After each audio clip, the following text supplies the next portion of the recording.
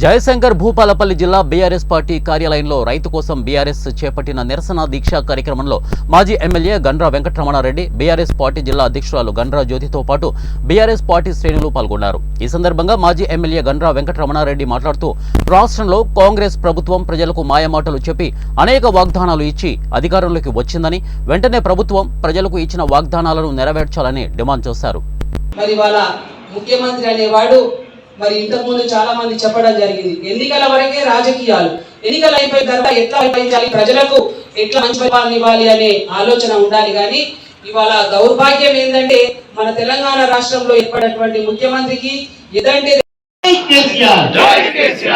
అందరికీ లోకల్లో ఉన్న వాళ్ళు పోతవచ్చు, బయట నుంచి వచ్చిన వాళ్ళకు ఆలయ ప్రాంగణంలో అన్నప్రసాదం ఉంది, అందరూ కూడా చేస్తారు.